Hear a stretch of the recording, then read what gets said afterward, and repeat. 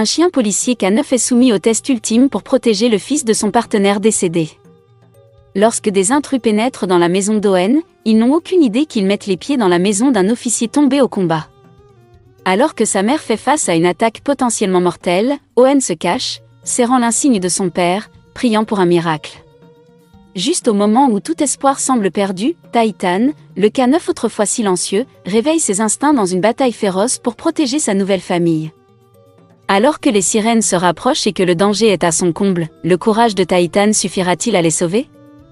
L'officier Logan Mitchell se déplaçait dans le poste, son partenaire à ses côtés. Titan, un puissant malinois belge, suivait son rythme, les oreilles aux aguets, les yeux sombres scrutant la pièce comme il le faisait toujours.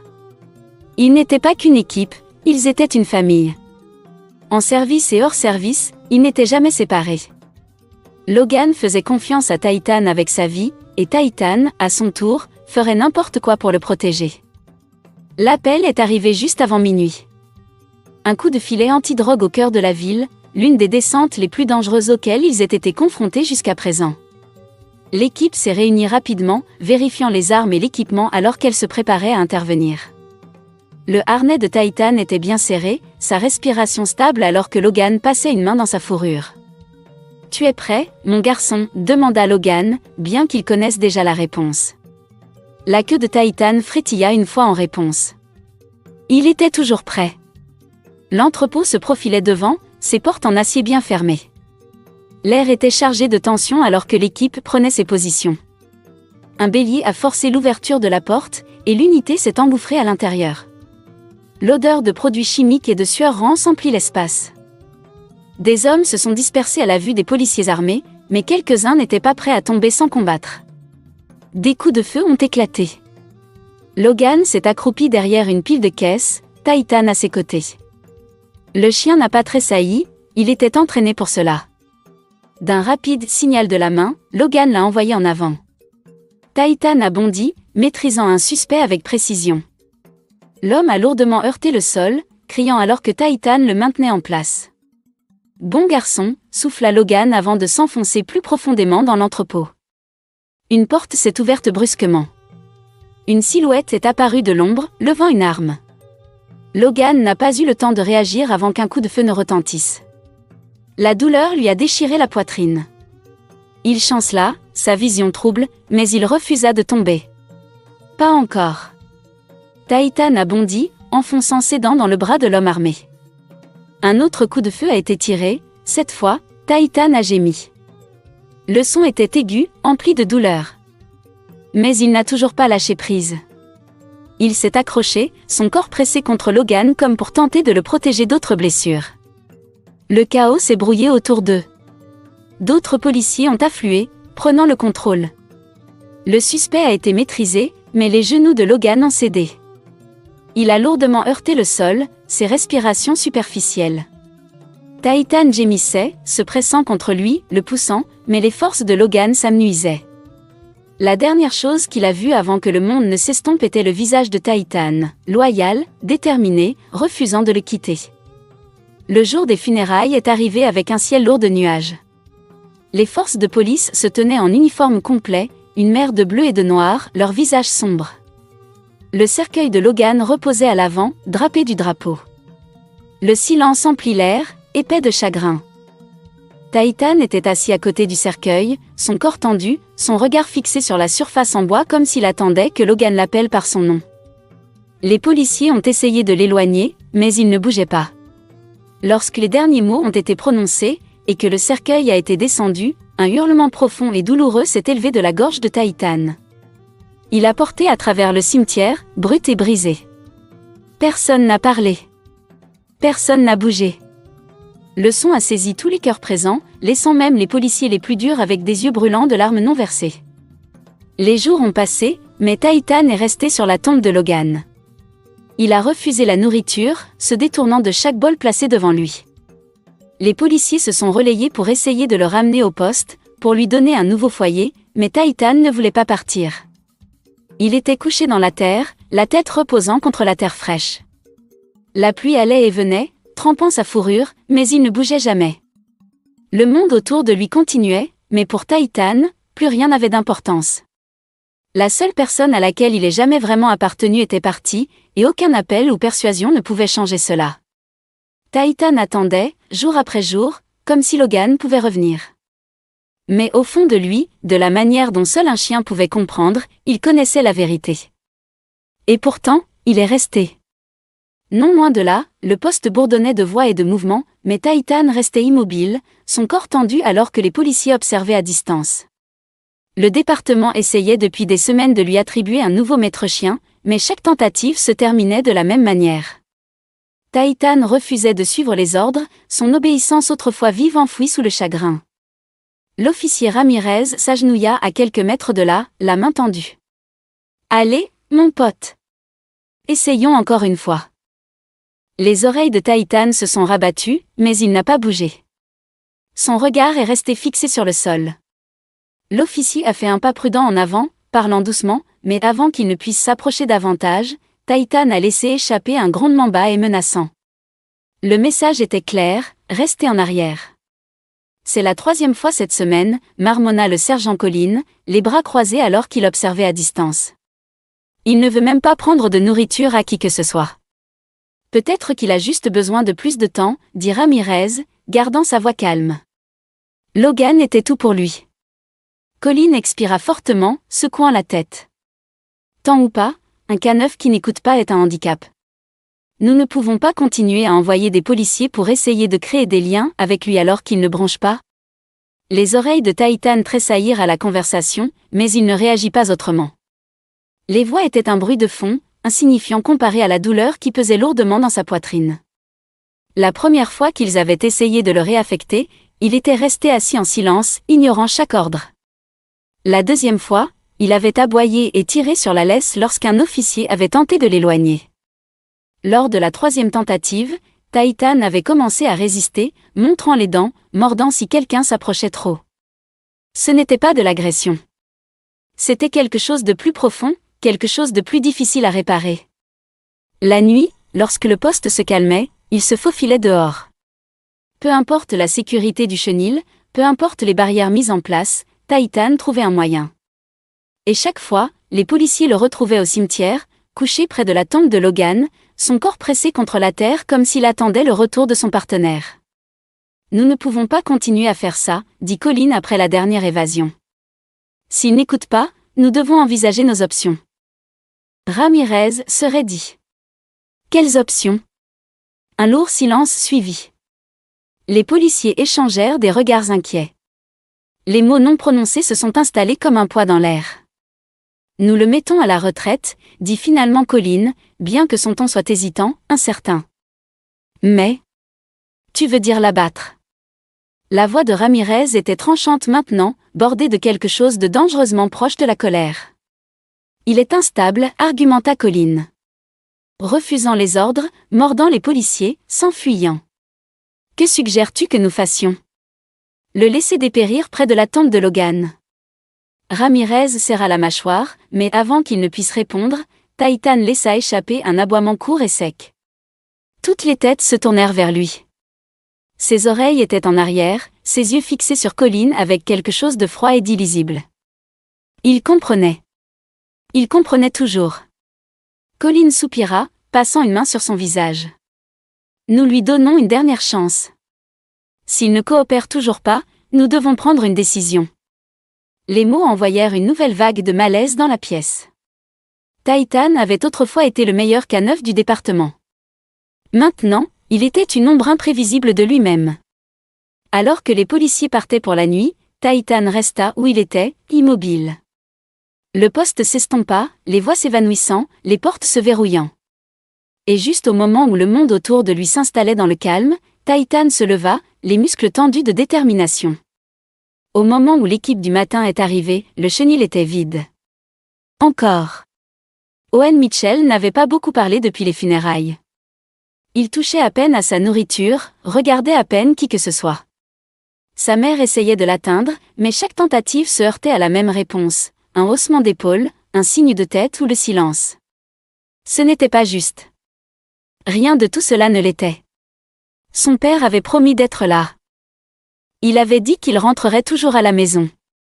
Mais maintenant, il était parti, juste comme ça, et le monde continuait de bouger comme si rien ne s'était passé. Les policiers du poste allaient toujours travailler. Ses professeurs donnaient toujours des devoirs. Même le soleil avait le culot de continuer à se lever chaque matin. Owen était assis sur son lit, fixant le mur.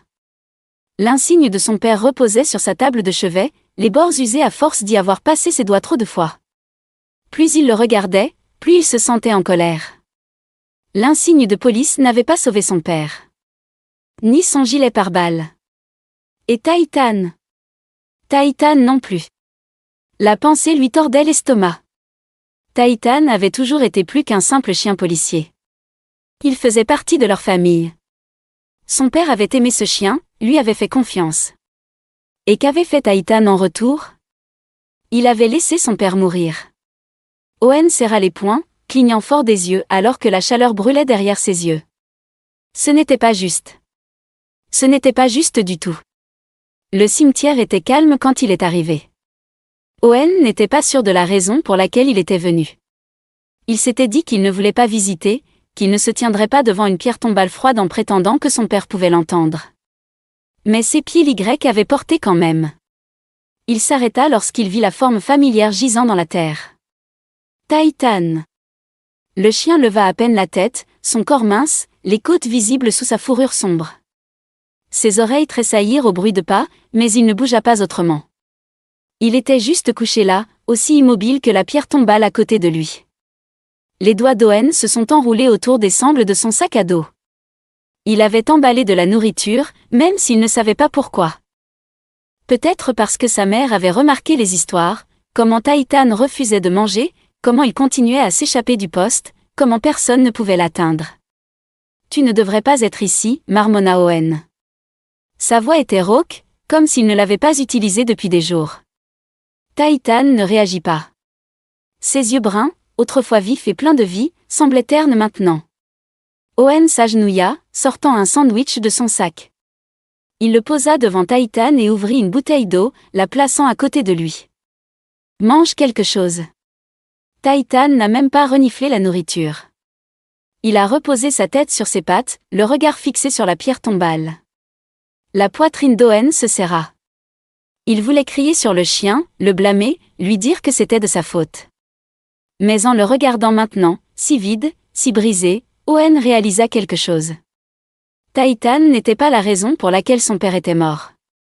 Titan avait perdu quelqu'un aussi. Owen déglutit difficilement. Il n'était pas prêt à pardonner. Pas encore. Mais il n'est pas parti non plus.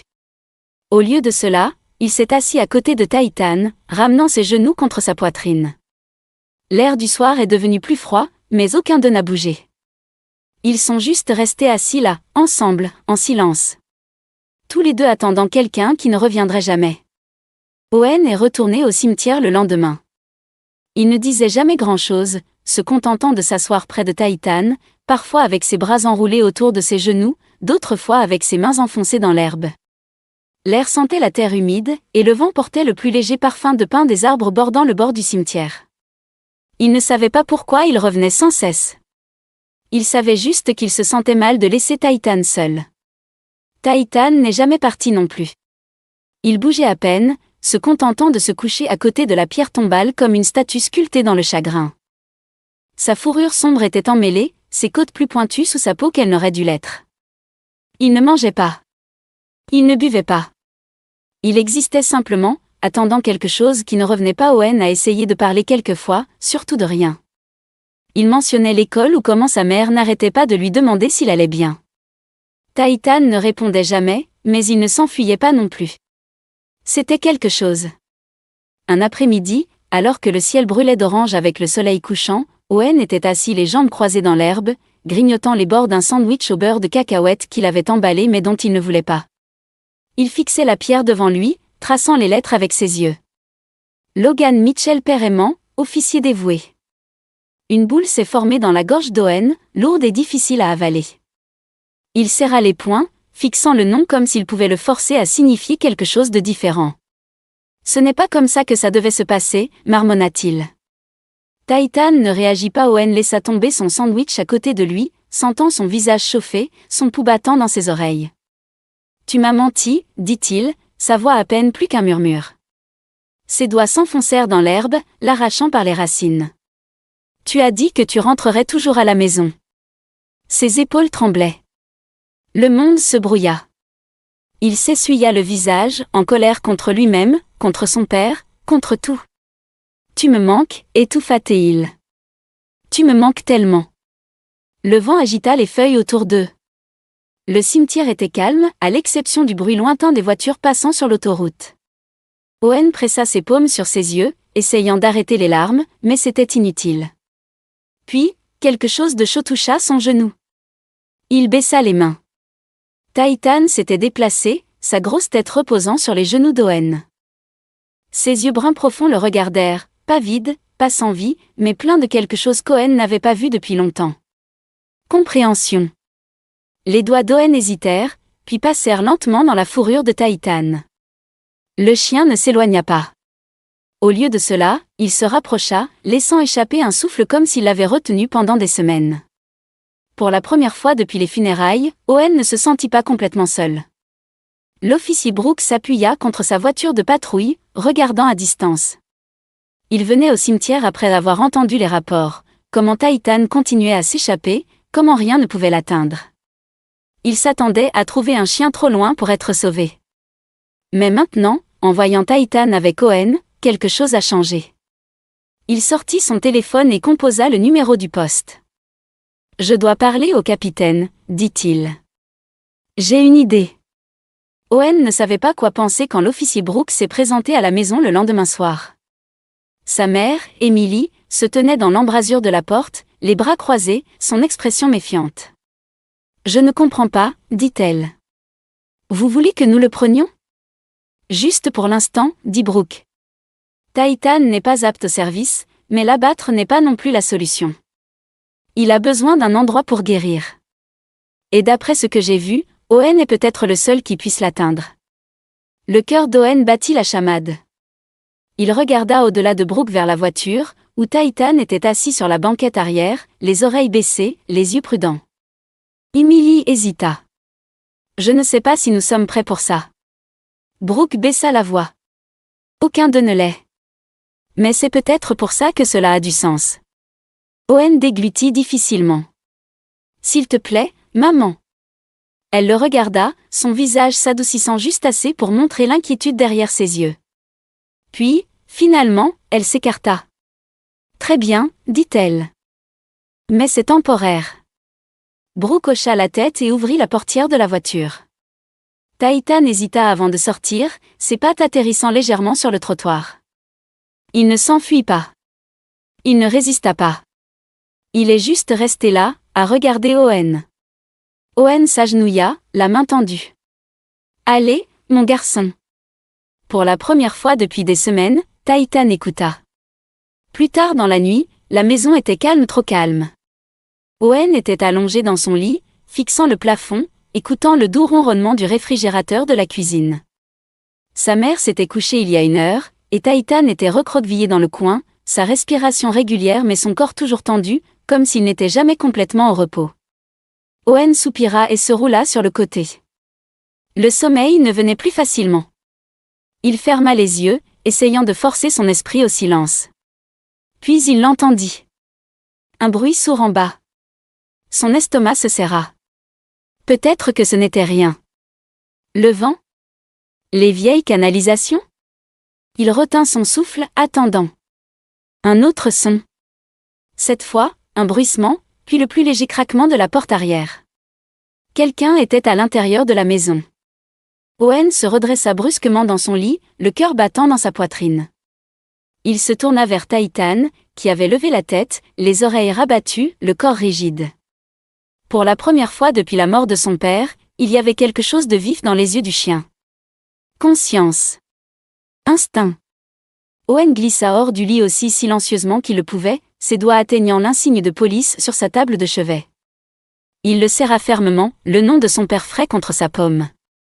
Le couloir à l'extérieur de sa chambre était sombre, la seule lumière provenant de la faible lueur du lampadaire à l'extérieur. Puis une voix se fit entendre. Basse. Dur. Vérifiez à l'étage. La poitrine d'Owen se serra. Il tomba au sol, se précipitant sous le lit, se pressant contre le bois dur. Ses respirations étaient superficielles, ses doigts serrant l'insigne si fort qu'il laissa une empreinte dans sa peau. De lourds pas montèrent les escaliers en rampant.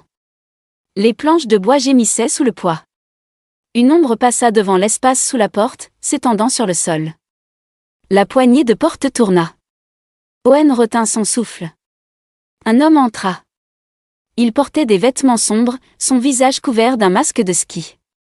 Son regard balaya la pièce avant de se poser sur Titan, qui restait dans le coin, immobile comme une pierre. Sale cabot, marmonna l'homme.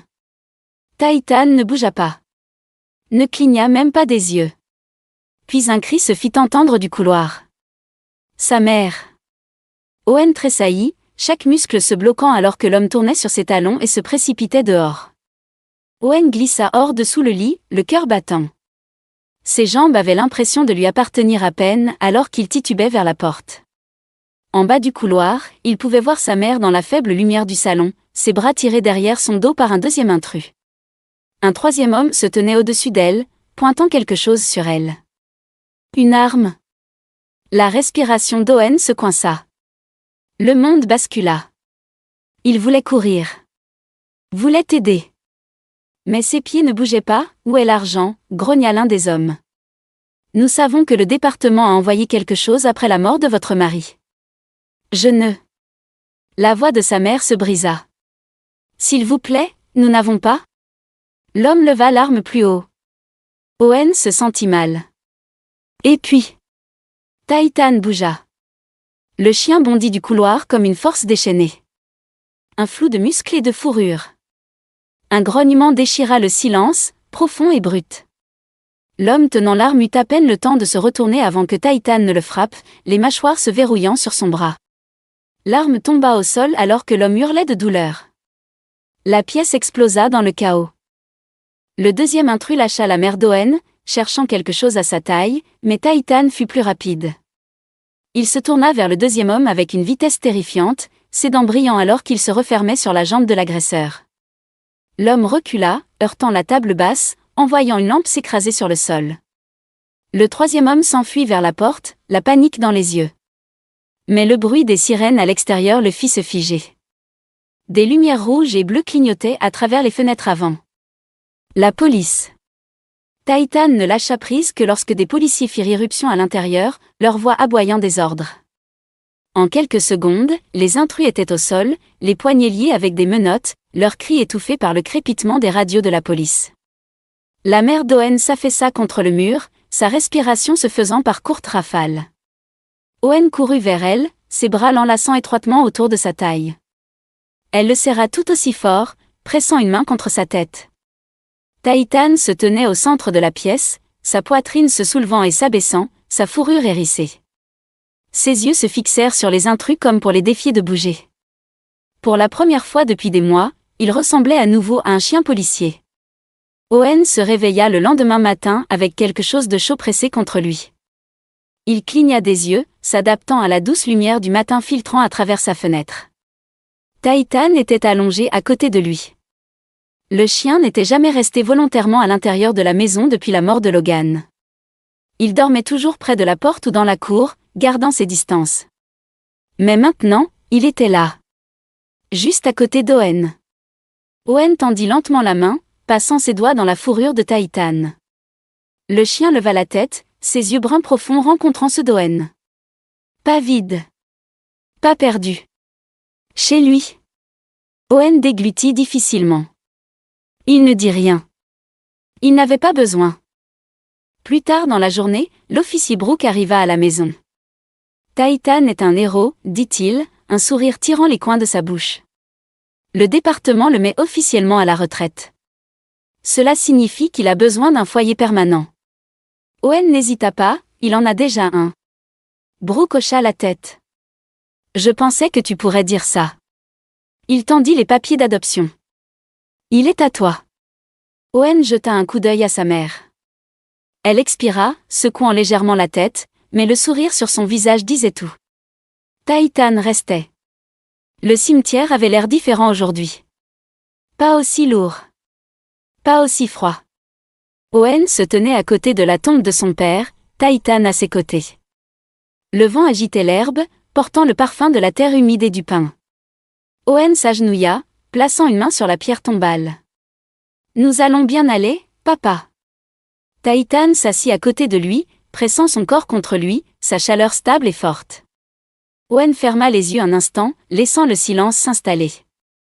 Puis il se leva, et ensemble, ils s'éloignèrent, non pas en laissant le passé derrière eux, mais en le portant en avant, pas après pas.